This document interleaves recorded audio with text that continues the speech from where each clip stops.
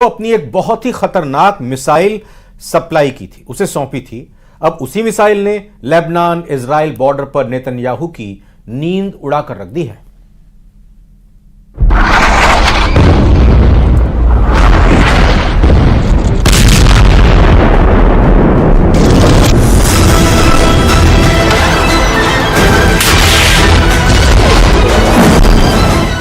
Israel Lebanon border पर दागी गई एंटी टैंक मिसाइल। पहला फायर, टारगेट खत्म। दूसरा फायर, टारगेट खत्म।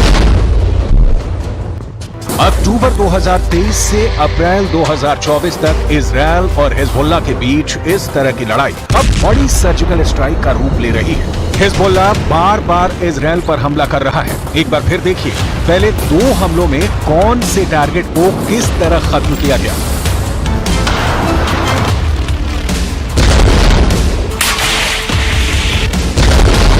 लेकिन उससे पहले देखिए अटैक हुआ किस मिसाइल से। ये है अल्मास मिसाइल जो ईरान ने बनाई और फिर हिजबुल्लाह को सप्लाई की है। अल्मास का मतलब होता है डायमंड, यानी हिजबुल्लाह इजराइल पर डायमंड वाला अटैक कर रहा है। आप इसे इजराइल हिजबुल्लाह की लड़ाई में ईरान की एंट्री भी कह सकते हैं। अल्मास मिसाइल का कनेक्शन इजराइल की स्पाइक मिसाइल से है। 2006 में हुए इजराइल और हिजबुल्लाह के युद्ध में इजराइल की स्पाइक मिसाइल हिजबुल्लाह के हाथ लग गई थी। उसके बाद ये मिसाइल ईरान तक पहुंची और ईरान ने तैयार कर ली स्पाइक की हूबहू नकल। अब हिजबुल्लाह इसी मिसाइल से इजराइल पर ताबड़तोड़ हमले कर रहा है।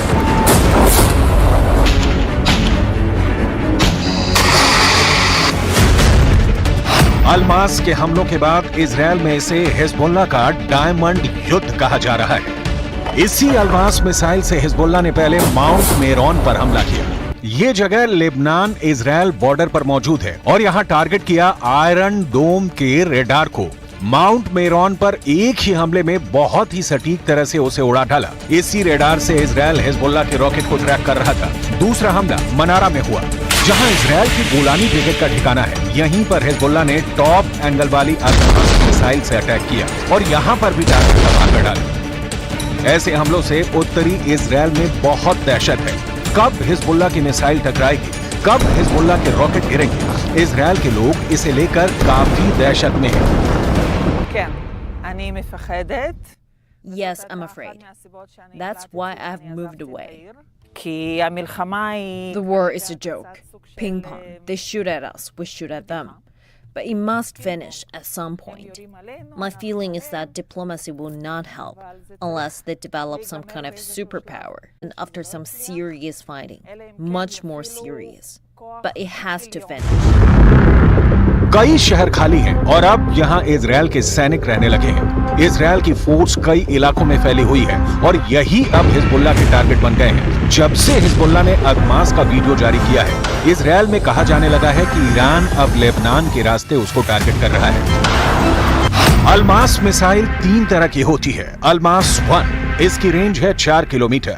अल्मास 2, इसकी रेंज है 8 किलोमीटर। अल्मास 3, इसकी रेंज है 16 किलोमीटर।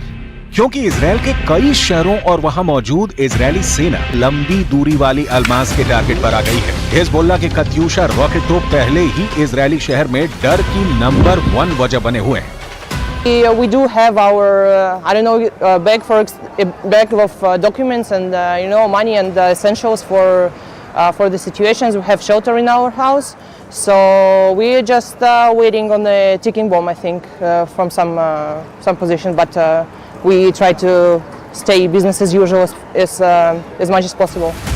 इजराइल भी बदला ले रहा है और उसने लेबनान के इलाकों में लगातार बम बरसाए हैं। यहाँ चलती हुई कार को मिसाइल से उड़ा दिया गया। ऐसे ही कई और जगहों पर हमला हुआ है, जिसमें हिजबुल्लाह की लीडरशिप के बड़े हिस्से को खत्म करने का दावा इजराइल कर रहा है। התוצאות המבצעיות הן מרשימות מאוד. מחצית ממפקדי חיזבאללה בדרום לבנון חוסל. אלה האנשים שהיו אחראים על הפעולה ההתקפית, על הרצון לפגוע באזרחי מדינת ישראל. אנחנו גרמנו לכך שאו שהם מתים או שהם מתחבאים ומפקירים את דרום לבנון לפעולתו של צה"ל שנעשית באופן אינטנסיבי. 2006 में हिजबुल्ला और इजराइल के बीच 34 दिन तक युद्ध चला था।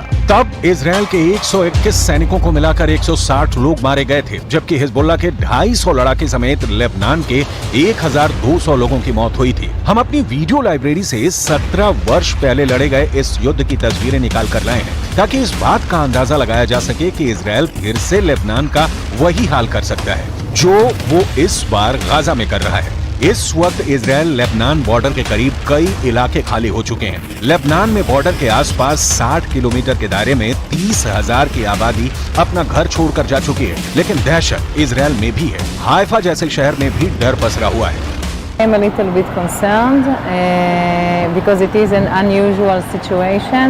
It's the first time that we are in this kind of threat, and I'm a little bit worried. It doesn't concern me, but we are getting prepared because we have 3 kids.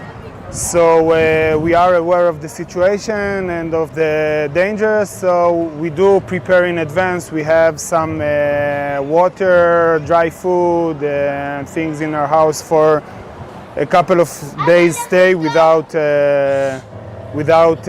I don't know, electricity or supermarket or anything. देखा जाए तो इस वक्त Lebanon और Israel के मौत वाले border पर हिजबुल्ला का पूरा कंट्रोल है।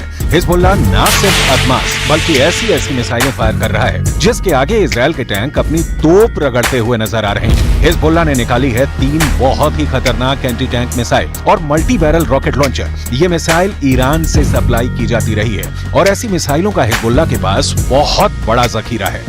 हिजबुल्ला 3 तरह की एंटी टैंक गाइडेड मिसाइल इस्तेमाल कर रहा है। ये है कॉर्नेट, इसकी रेंज 5 किलोमीटर तक है। ये रूस की मिसाइल है, लेकिन अब ईरान इसका देसी वर्जन दहलाविया तैयार कर चुका है और ऐसी बहुत सी मिसाइल अभी हिजबुल्ला के पास है। दूसरी है BGM-71 टो anti tank guided missile, range है 3.5 किलोमीटर। ये अमेरिका में बनी मिसाइल है, लेकिन अब इसकी नकल ईरान तैयार कर रहा है और उसने हिजबुल्ला को सप्लाई की है। तीसरी है 85 कॉनकोर्स, रेंज 4 किलोमीटर।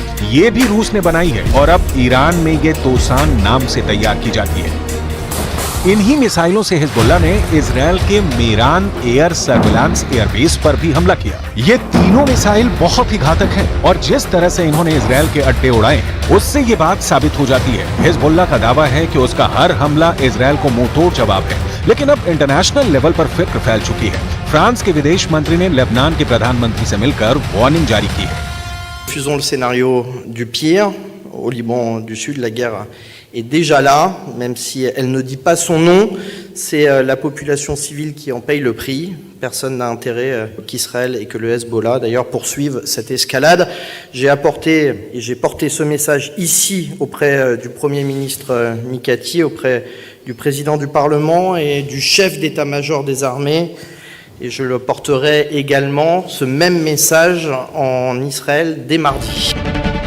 देखा जाए तो हिजबुल्ला वो संगठन है जिसे ईरान से पूरी मदद मिलती है और ईरान हिजबुल्ला को इजराइल के खिलाफ एक बड़े हथियार के तौर पर इस्तेमाल भी करता आया है। लेकिन इजराइल ने अगर हिजबुल्ला का हाल हमास जैसा करने का फैसला किया तो लेबनान में वर्ष 2006 वाले युद्ध की तबाही दोहराई जा सकती है। गजा के युद्ध को 200 से ज्यादा दिन हो चुके हैं और अब बड़ी खबर यह है कि इस युद्ध में चीन कूद पड़ा है। चीन के आने से सबसे बड़ा खतरा इजराइल पर मंडराने लगा है।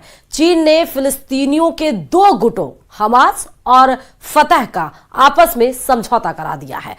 इस बड़ी डील के बाद अब गजा से लेकर तेल अवीव तक इजराइल को डबल अटैक की वार्निंग मिली है। देखिए रिपोर्ट।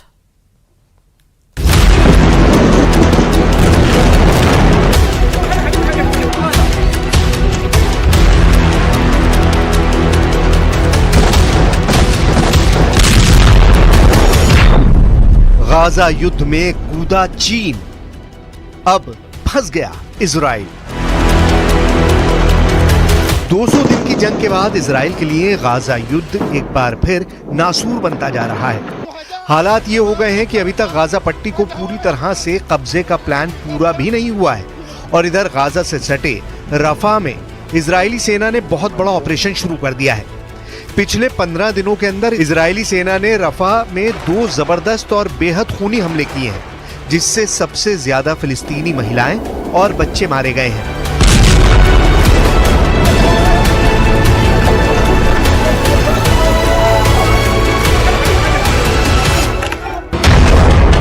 लेकिन इस बीच हारते हमास ने चीन की मदद से ऐसा कदम उठाया है जो इजराइल पर बहुत भारी पड़ सकता है। दावों के मुताबिक गाजा युद्ध में एक तरह से चीन कूद पड़ा है और चीन ने अब हमास के लड़ाकों और फिलिस्तीन में मौजूद फतेह समर्थकों को एक साथ एकजुट कर रहा है ताकि गाजा युद्ध में हमास के लड़ाकों और फिलिस्तीनियों को बचाया जा सके। हम आपको बता दें कि इजराइल के दो दुश्मनों की चीन ने दोस्ती करा दी है। हमास और फतेह अब मिलकर इजराइल का मुकाबला करेंगे। हमास फतेह एक साथ, रफा में डबल अटैक। 应中方邀请，巴勒斯坦民族解放运动和伊斯兰抵抗组织代表日前来京磋商，就推进巴内部和解、深入坦诚对话。 हम आपको बता दें कि फिलिस्तीन में दो गुट हैं जो फिलिस्तीनियों के हक के लिए जंग कर रहे हैं। ये हैं फिलिस्तीनी समूह फतेह और हमास। फिलिस्तीनी समूह फतेह और हमास लगभग 2 दशक से एक दूसरे के कट्टर दुश्मन रहे हैं, लेकिन अब चीन ने इजराइल के खिलाफ फिलिस्तीनी समूह फतेह और हमास को एक साथ ला दिया है। दोनों को इजराइल के खिलाफ एकजुट कर दिया है। चीनी विदेश मंत्रालय के प्रवक्ता लिन जियान का दावा है कि फिलिस्तीनियों की खातिर फतेह और हमास ने दुश्मनी भुलाकर एक दूसरे से हाथ मिला लिया है ताकि इजराइल के हमलों का मुकाबला गाजा और रफा में किया जा सके। أما بالنسبة للي بنسمع عن فتح وحماس وبصير اتفاقيات والاجتماعات في الصين وشيء، أنا بتمنى يا رب، أنا مع الصين يا رب إنها تقف جنبنا وتسندنا، إحنا غلابة برضو بدنا نعيش. نأمل أن يبنى على ما تم الاتفاق عليه سابقا في هذه اللقاءات وأن نبدأ صفحة جديدة خاصة في ظل هذه. अब आप ये भी जान लीजिए कि हमास और फतेह के समझौते से इजराइल को क्या नुकसान होगा। पश्चिमी मीडिया के मुताबिक और कुछ गाजा युद्ध के जानकारों के मुताबिक अभी तक इजराइल की खुफिया एजेंसी मोसाद और शिन बेत गाजा में इसलिए कामयाब हो रही हैं क्योंकि हमास लड़ाकों की मुखबरी में फिलिस्तीनी गुट फतेह समर्थकों का जबरदस्त हाथ था जो हमास के टॉप कमांडर्स की मुखबरी कर रहे थे। लेकिन समझौता हो जाने के बाद अब हमास और फतेह समर्थक मिलकर इजरायली सेना पर हमला करेंगे क्योंकि रफा में इजराइल ने हमले बहुत तेज कर दिए हैं। जरा इस एनिमेशन से समझिए क्यों रफा में इजरायली ऑपरेशन को खूनी युद्ध कहा जा रहा है। गाजा पट्टी के दक्षिणी शहर रफा में इजराइल बड़ा ऑपरेशन करने जा रहा है जिसकी वजह से 23 लाख की आबादी वाले इस इलाके में भयानक खून खराबा होगा। यहाँ हमास के लड़ाकों से ज्यादा आम इंसान मारे जाएंगे। 15 दिन के अंदर इजराइल की आईडीएफ ने रफा में भीषण हमले किए हैं जिसमें लगभग 50 के करीब फिलिस्तीनी मारे गए हैं। अब रफा में दुनिया वो खूनी मंजर देखने जा रही है जिसकी कल्पना करना भी मुश्किल है। चीन बेशक हमास और फतेह के बीच समझौता करा चुका हो, लेकिन जमीन पर चल रही जंग में इजराइल को हराना जरा भी आसान नहीं है। गाजा पट्टी में 35,000 से ज्यादा फिलिस्तीनी मारे जा चुके हैं। हमास के लड़ाके अभी भी इजरायली सेना पर गाजा पट्टी और रफा इलाके से हमले करने में जुटे हैं। सुरंगों का नेटवर्क अभी भी मौजूद है जहां से हमास के लड़ाके हमले कर रहे हैं। अब सवाल उठता है कि 200 दिन की जंग के बाद भी हमास अभी तक इजराइल के सामने घुटने क्यों नहीं टेक रहा है। इसके पीछे है हमास के वो नेता जो आखिरी सांस तक इजराइल से जंग करने पर आमादा है। हमास फतेह एक साथ, रफा में डबल अटैक। हमास के जिंदा 4 टॉप कमांडरों की वजह से गाजा युद्ध लगातार 200 दिन से चल रहा है। हमास का शीर्ष नेता इस्माइल हानिया है जो अभी तक जिंदा है। दूसरे नंबर पर याहिया सिनवार है जिसे खान यूनुस का कसाई कहा जाता है, जो सुरंग युद्ध में बेहद माहिर है, वो भी अभी तक जिंदा है।